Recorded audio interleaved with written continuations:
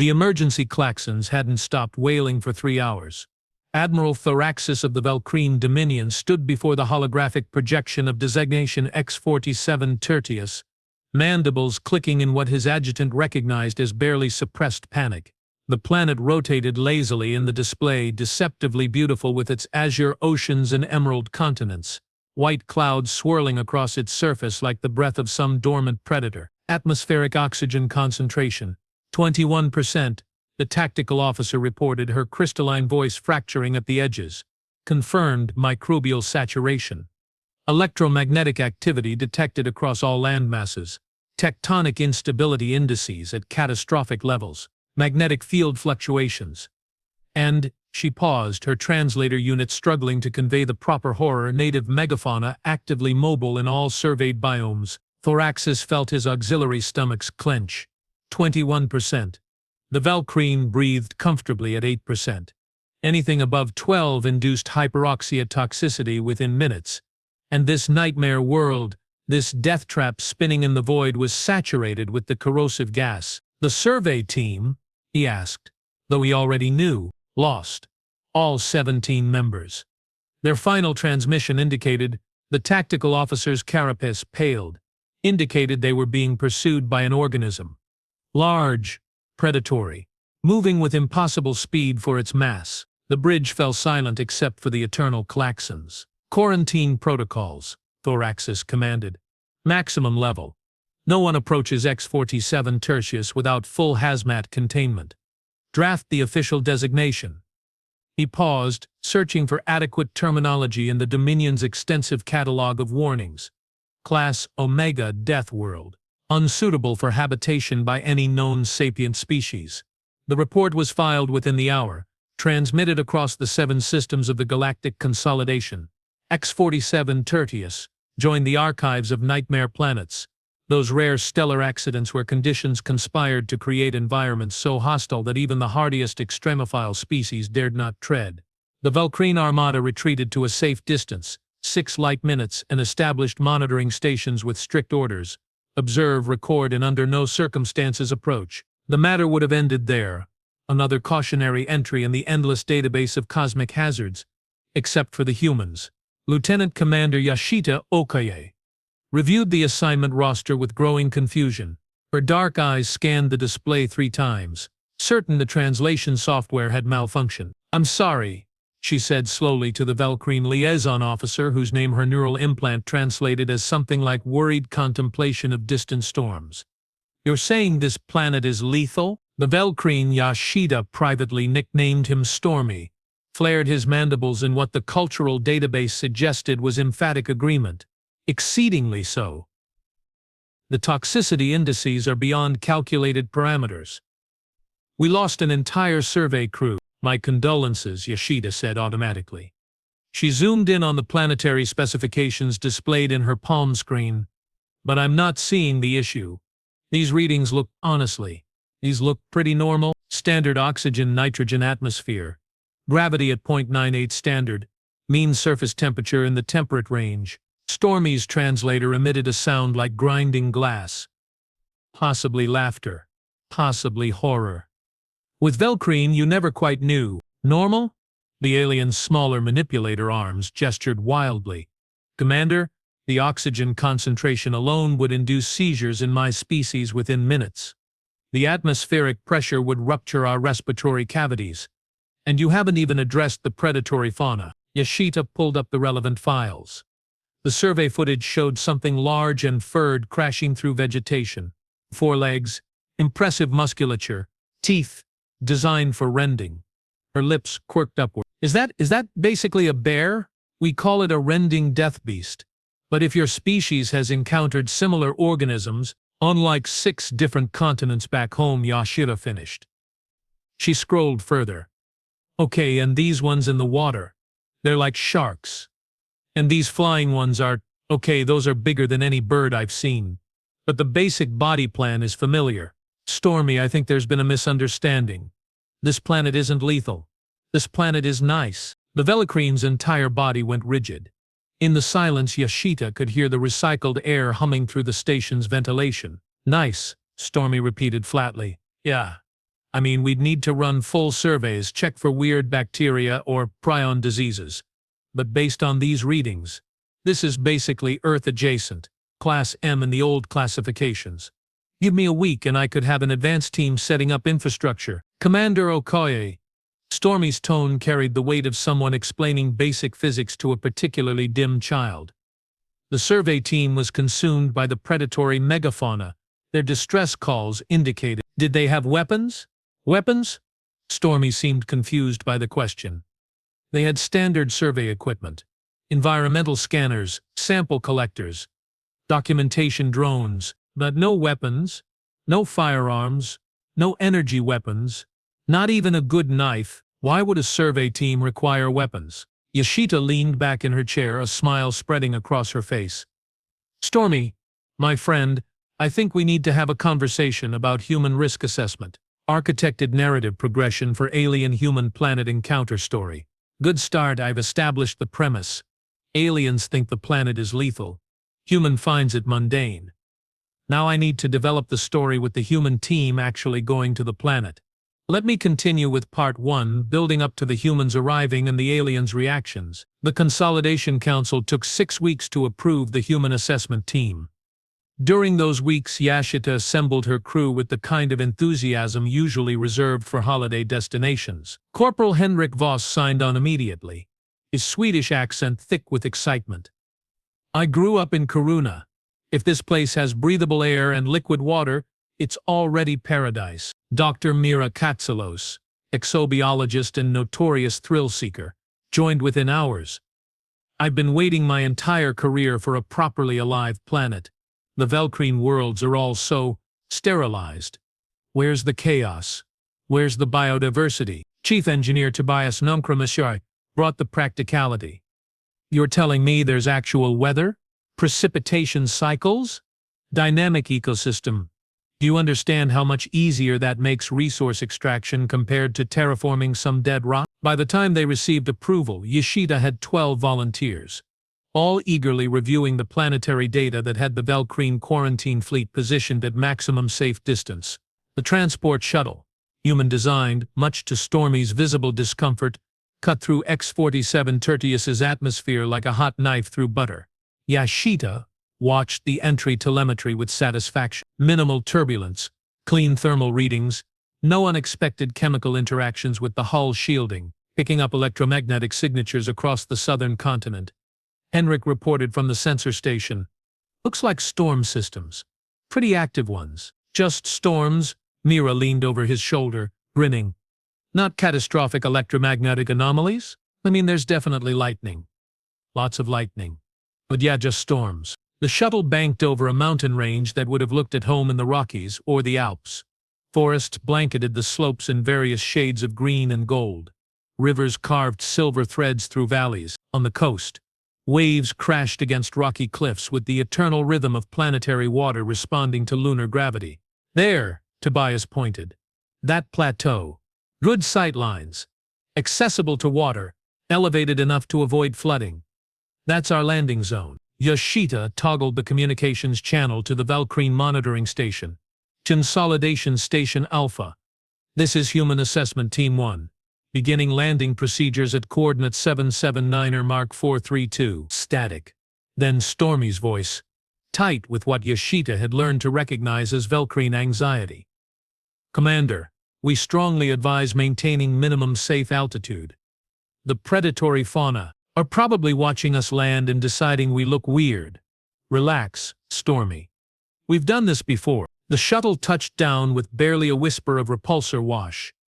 The landing struts settled into soil that analysis revealed to be rich with organic compounds, mycorrhizal networks threading through the substrate like nature's own internet. The kind of soil farmers dreamed about. Yashita stood at the airlock, her hand resting on the release mechanism.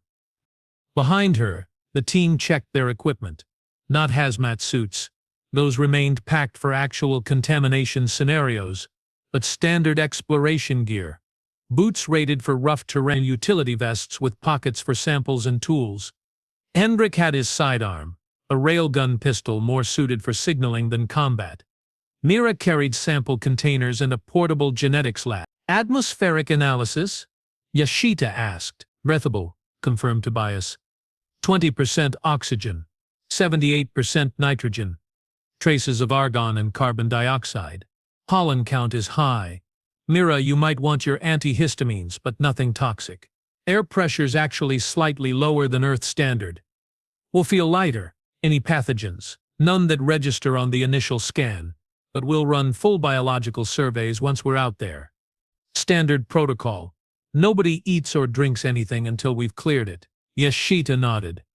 Her fingers found the airlock release. Opening in 3, 2, 1. The hatch hissed open. Fresh air. Real air. Not recycled station atmosphere rushed in. It carried the scent of vegetation, earth after rain. Something floral that Yashita couldn't identify but found pleasant. Warm sunlight, filtered through an atmosphere that scattered it into something softer than the harsh glare of space or the artificial illumination of ship corridors. She stepped onto the planet's surface. X-47 Tertius had a slight breeze, warm and steady from the east.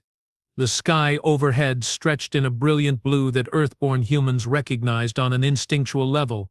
White clouds drifted lazily. In the distance, those mountains Henrik had noted stood sentinel, their peaks crowned with snow that glittered in the sun. The plateau they'd chosen opened onto a valley where a river, wide, clear, moving with purpose, cut through the landscape.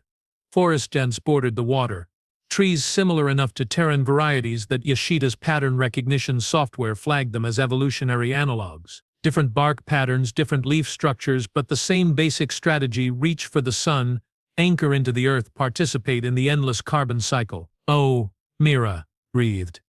Oh, this is gorgeous. Henrik was already scanning the perimeter, his tactical training asserting itself despite the pastoral scene. No immediate threats, some avian analogs at 10 o'clock, probably curious about the landing. Movement in the tree line, but it looks small. Mammalian body plan. Temperature?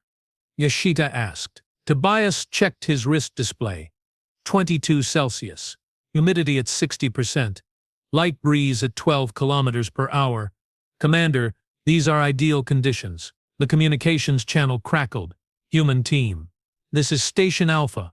We are reading your telemetry. You have opened the atmospheric seal. You are exposed. Affirmative, Station Alpha. Yashita replied cheerfully. Standing on the surface, breathing local atmosphere. So far, nobody's dying. A pause, then in tones of absolute bewilderment.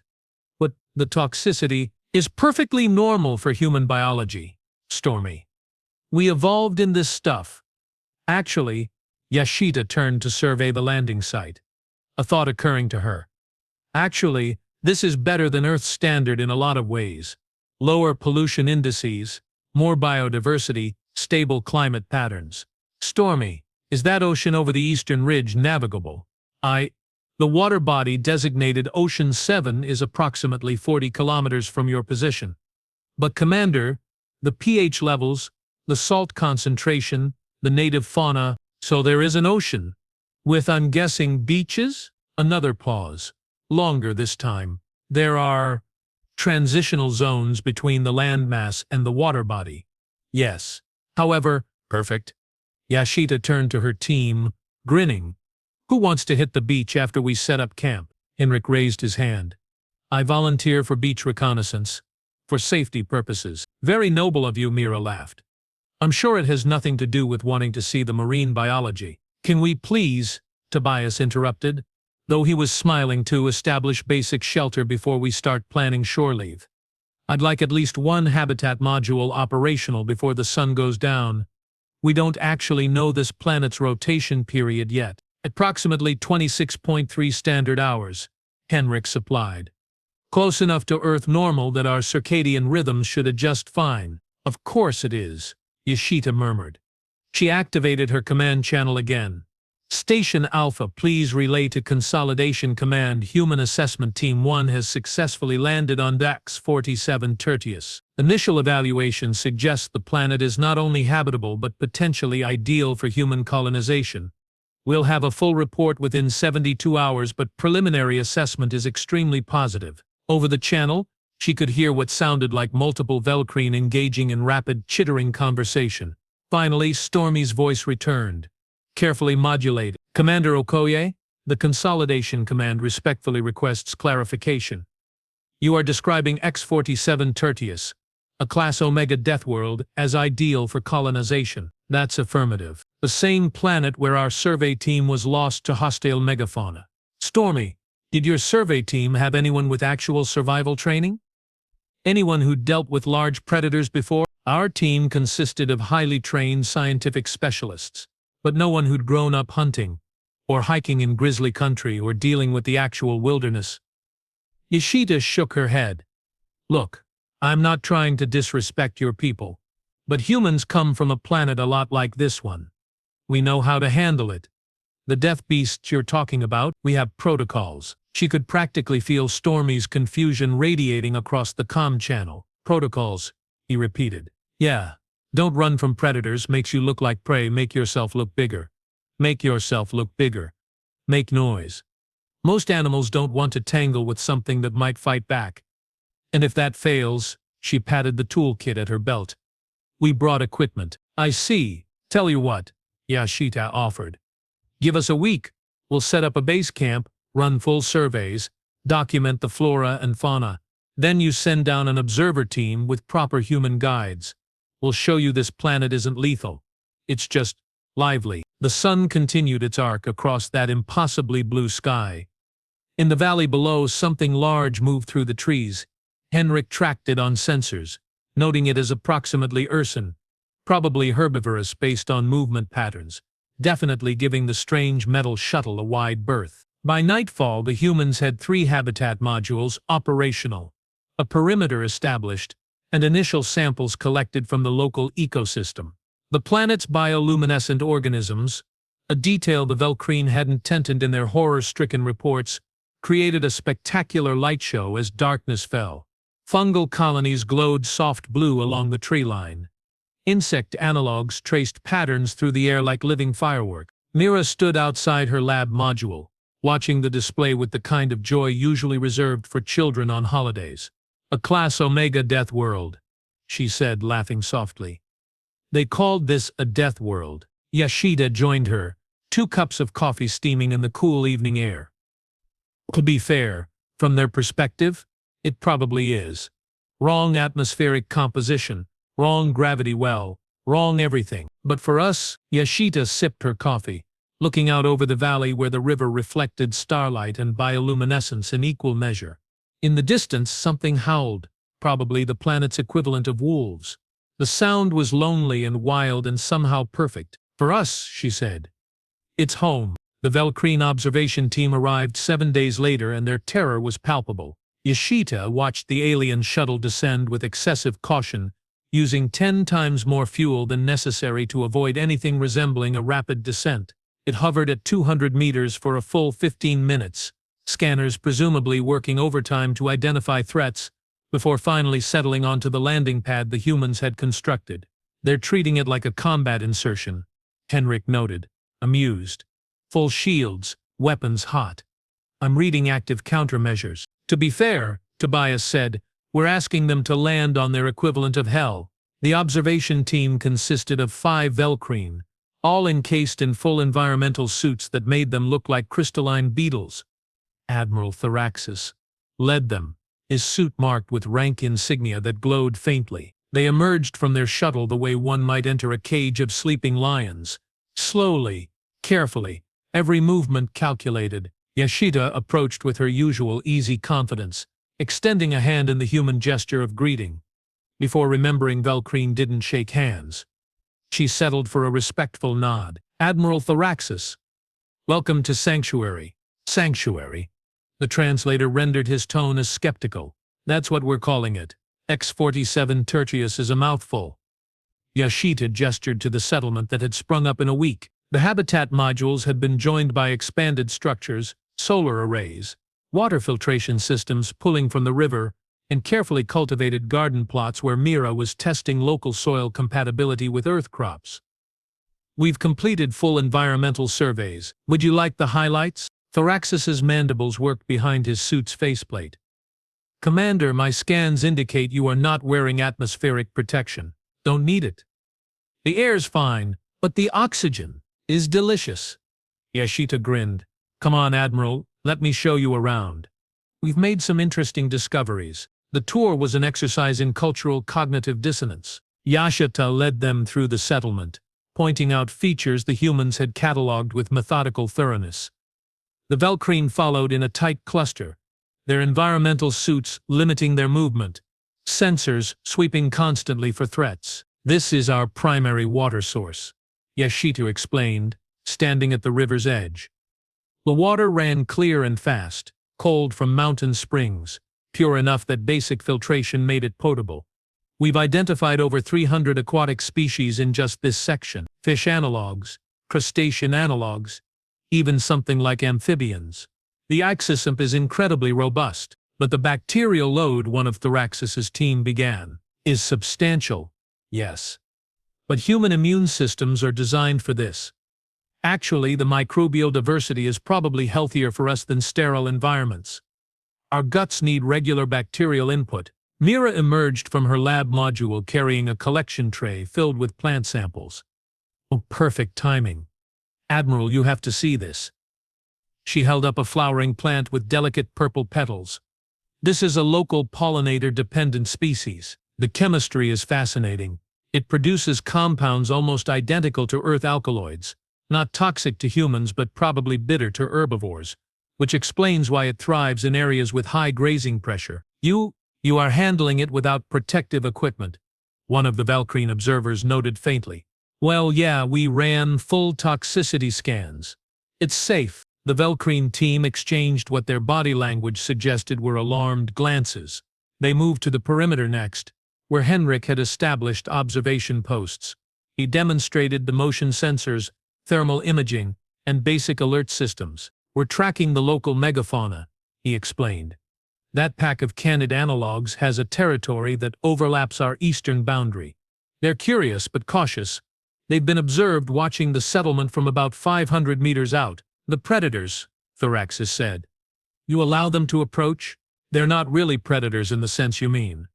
More like opportunistic carnivores. They'll take small prey if available, but they're not going to attack something our size without serious provocation. Henrik pulled up a holographic display showing tracking data. See these movement patterns, they're maintaining consistent distance.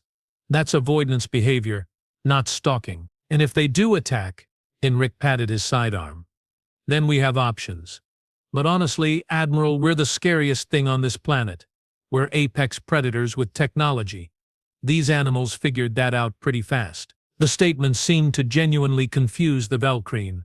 Tobias's engineering section was the next stop. He'd been busy expanding the settlement's infrastructure, using local materials wherever possible. Stone from the plateau made excellent building foundations. Local timber, carefully harvested to avoid ecological disruption, provided structural elements. The solar arrays were supplemented by a water turbine in the river, generating more power than the small settlement currently needed. The mineral wealth here is extraordinary, Tobias explained, showing core samples, rare earth elements, useful metals, extensive silicate deposits.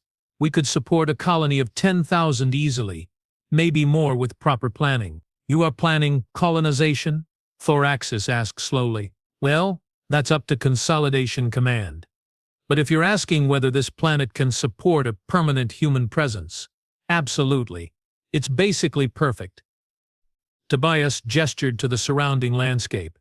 Temperate climate, stable geology, abundant water, rich biosphere. Most planets we colonize require decades of terraforming. This one just needs infrastructure. They ended the tour at the observation deck Yashita had built on the plateau's edge. It overlooked the valley, providing a panoramic view of forests, river, and mountains. The afternoon sun painted everything in shades of gold. Wind rustled through the trees with a sound like distant conversation. There Yashita pointed. In the valley, 3 o'clock, the Velkreen focused their optical sensors. A large creature had emerged from the forest, quadrupedal and massive, easily 3 meters at the shoulder. Thick fur, powerful muscles, a head that suggested herbivorous dentition but substantial size that commanded respect. That's Brunhilde, Yashita said affectionately. That's what Henrik named her. Anyway, She's been coming to the river to drink every day around this time. Probably leads a larger herd deeper in the forest. The rending death beast, Thoraxis whispered. She's basically a really big moose or elk. Herbivore. Dangerous. If provoked, sure, but she's not hunting us. Look at her behavior. She's checking for threats. Yes, but then she just drinks and goes about her day. As they watched, Brunhilde did exactly that. She approached the water cautiously, scanned the area with what seemed like practiced efficiency, then lowered her head to drink. After a few minutes, she moved back into the tree line and disappeared. You see? Yashita turned to face the Admiral. This planet isn't trying to kill us. It's just living, doing what planets with active biospheres do. The danger you perceived came from encountering it without preparation, without understanding. Your survey team wasn't equipped for wilderness survival.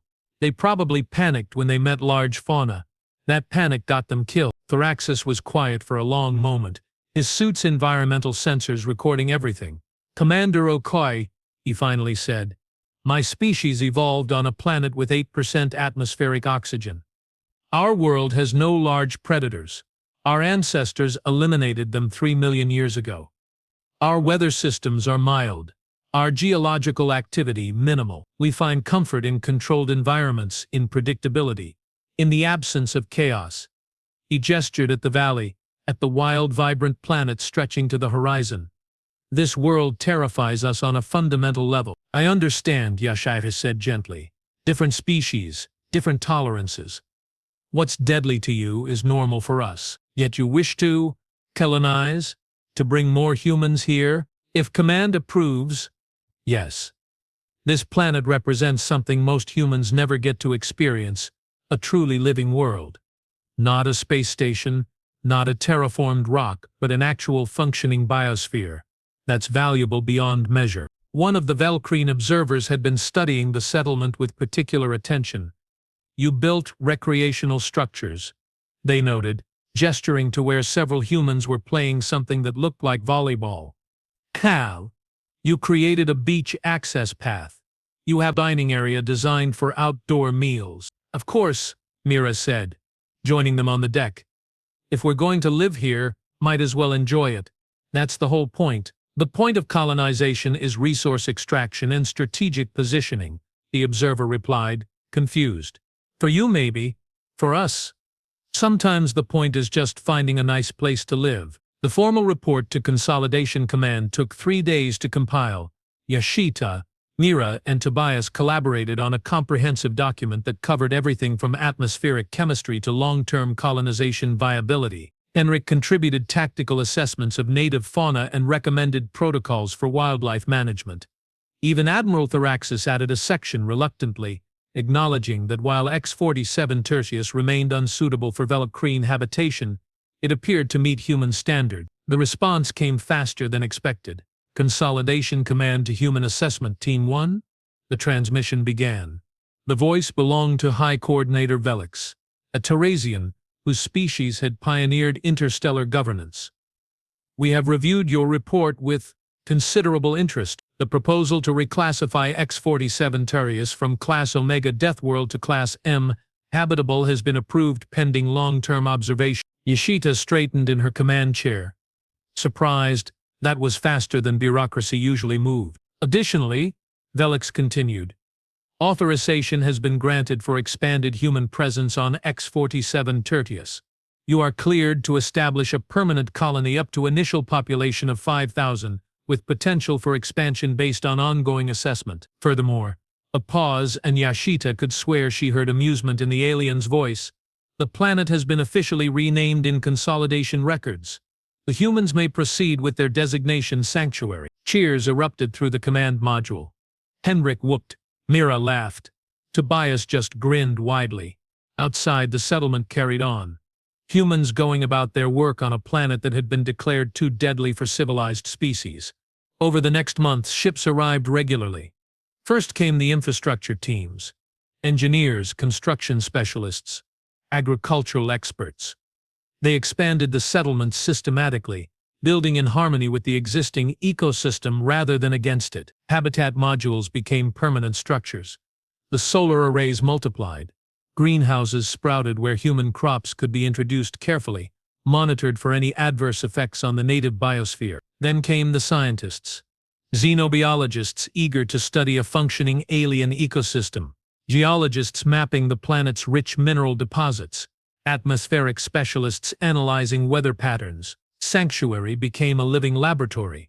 Humans cataloging everything with the kind of thorough enthusiasm that other species found simultaneously admirable and slightly concerning. The colonists arrived in waves, families seeking space and opportunity, farmers excited by the rich soil, artists drawn by the breathtaking landscapes. Within 6 months, the population reached 2,000. Within a year, approaching 5,000 with requests for more. The settlement sprawled intelligently across the plateau and into the valley, following topographical logic that preserved the existing wilderness. Human structures blended into the landscape, a principle Yashita insisted on. They were guests here, she reminded everyone. The planet had been thriving for millions of years before they arrived. The goal was integration, not domination. Other species visited, always with profound confusion. A delegation of Kolari, aquatic dwellers from low-gravity worlds, arrived and immediately required medical treatment for atmospheric pressure sickness. They observed from orbit, their report noting that humans had inexplicably chosen to inhabit a high-pressure oxygen-saturated nightmare. The Morellian hive sent xenoanthropologists to study human behavior. They documented extensive findings on human preference for unpredictable environments and human tolerance for persistent low-level danger. Their conclusions suggested humans possessed an unusual psychological makeup that found stimulation in environmental chaos. Admiral Thraxis visited regularly, always in his environmental suit, always maintaining a healthy skepticism about human sanity. But he came, which said something, and he watched as the settlement thrived, as humans adapted to sanctuary with the kind of ease that suggested they'd been meant for this kind of world all along. One evening, nearly a year after the initial landing, Yashita stood on the expanded observation deck. Now a proper structure with seating and a protective railing, though the view remained unobstructed. The sun was setting, painting the valley in spectacular colors. The river reflected orange and pink and gold. In the distance, Brunhild and her herd grazed peacefully. Overhead, flying creatures, analogous to birds but with 6 wings instead of 2, traced patterns against the darkening sky. Henrik joined her, 2 beers in hand. They'd started brewing local variations using native grains that Mira had deemed safe. The result was surprisingly good. "Command wants a progress report," he said, handing her one of the bottles. "Tell them we're thriving." "I did. They want specifics." Yashita took a long drink, considering population 4,800 and growing, infrastructure exceeding projections, agriculture, local and earth crops integrating well, industrial capacity expanding steadily, medical, no major incidents, standard colonial health metrics, ecological impact, minimal, closely monitored, relations with native fauna, respectful coexistence established. What about the wildlife encounters? 3 incidents requiring wildlife management. All resolved non-lethally. The local predators have learned to give human settlements a wide berth. Their herbivores are more curious. Last week a group of Brunhilda's herd came within 50 meters of the outer structures. Some of the kids were feeding them vegetation scraps. Henrik laughed. "Command is going to love that. Human children befriending local megafauna." "It's supervised," Yashita defended. "And it's good for both species to learn peaceful coexistence." They stood in comfortable silence as darkness fell and the bioluminescent display began. The forest came alive with soft glows, blues, greens, occasional purples. It was beautiful in a way that defied adequate description, the kind of beauty that reminded you the universe could still surprise. "You know what the other species don't understand," Henrik said finally. "They look at this planet and see danger, unpredictability, chaos. They see something to fear. And we see home." Henrik gestured at the valley, the forests, the mountains beyond. "We evolved for this. The danger, the unpredictability, the chaos, that's what shaped us. We're not afraid of active biospheres because we come from one. We're not intimidated by weather systems and tectonic activity and predatory fauna because we grew up with all of that." Yashita smiled. You're waxing philosophical. I'm drinking beer on an alien planet that Command declared lethal, and I've never been more comfortable in my life. That deserves some philosophy. More humans emerged as full darkness fell. Someone had started a fire in the community pavilion, carefully contained, properly monitored, but still a real wood fire. Music drifted across the settlement, some combination of earth instruments and locally made ones. Children ran between buildings, their laughter echoing. Adults gathered in small groups, talking, sharing stories, living their lives on a world that wasn't supposed to support them. Mira appeared from the darkness, a sample case under one arm and genuine excitement in her eyes. You two need to see this. We just confirmed that the local fungal networks are even more extensive than we thought. They connect the entire forest, probably the entire continent. It's like the trees are all talking to each other. Like Earth, my Kurazai? Yashita asked. Similar concept, but way more developed. I think this planet has been nurturing complex life longer than Earth. The ecosystem integration is incredible. So we're living on a planet-wide organic supercomputer? Hendrik grinned. That's not concerning at all. It's amazing, Mira corrected.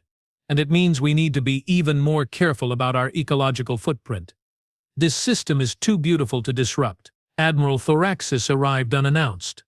The next morning, his shuttle settling onto the landing pad with characteristic caution. Yashita met him, surprised by the visit. Admiral, what brings you to Sanctuary? A question, Commander. Thoraxis's suit reflected the morning sunlight. I have been observing your colony for nearly a standard year. I have read your reports, studied your integration with this world, watched your population grow, and I remain fundamentally confused by one thing. What's that? Why? The question was simple but weighted. Why do humans choose this? You have the technology for comfortable space stations, for properly terraformed worlds. You could create controlled environments tailored perfectly to your needs. Instead, you settle here, on a planet that actively resists prediction. Why accept the danger? The unpredictability. Yashita considered the question carefully. It deserved a real answer, because that danger, that unpredictability, that's not a bug, Admiral. That's a feature.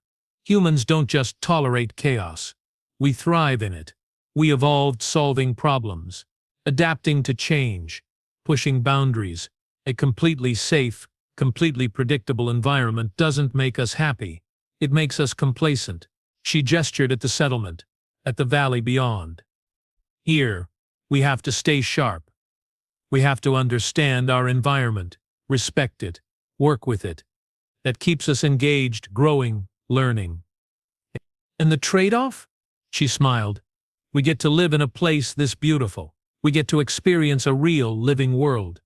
We get weather and seasons and wildlife, and all the complexity that comes with being part of a functioning biosphere. But the risk is manageable if you understand it. And the reward is worth it. Yashita looked directly at the Admiral's faceplate. You called this planet lethal, but lethality is relative. What kills you might just be Tuesday for us, and what you find terrifying, we might find beautiful. Thoraxis was quiet for a long moment. Then, in a tone of what might have been admiration or might have been resignation, he said, Humans are a very strange species, Commander Okoye. We get that a lot, but perhaps, he continued, perhaps that strangeness is valuable. Perhaps the galaxy needs species willing to embrace the chaos, to find homes in places others fear. Perhaps there is strength in your particular madness. High praise from someone who thinks our paradise is hell, Yashita teased. I didn't say it was praise. I said it was valuable. Those are different things, but there was something in his tone that suggested respect, grudging but genuine. The sun climbed higher, warming the plateau. Down in the valley, Brunhilde emerged for her morning drink. In the settlement, humans went about their day, working, studying, playing, living. Children attended lessons in ecology and xenobiology. Adults managed the infrastructure, studied the ecosystem, built their lives. Someone was baking bread. The smell drifted across the settlement. A standard day on a planet Command had declared unsuitable for habitation. A normal morning on Sanctuary. Yashita's communicator chimed, Command transmission. Marked priority. Commander Okoye. High Coordinator Velix's voice. I'm pleased to inform you that based on the success of the Sanctuary Colony, the Consolidation Council has approved Human Colonial Expansion Protocol 7. Your species has been cleared to assess and potentially settle up to 15 additional worlds currently classified as hostile or marginally habitable. It seems your unique tolerances may allow humanity to thrive where other species cannot. 15 more planets. 15 more worlds waiting to be understood, explored, settled. 15 more places where human adaptability could transform nightmares into homes. Yashita looked at Henrik and Mira, saw the same excitement in their eyes that she felt rising in her chest. Acknowledged. Coordinator, she said. When do we start? Behind her, Sanctuary lived and breathed and grew. The first human colony on a class Omega Death world. The first of many, because that's what humans did. They looked at the dangerous, the chaotic, the unpredictable, and they asked the most human question in the galaxy. Where's the beach? And then they built something beautiful.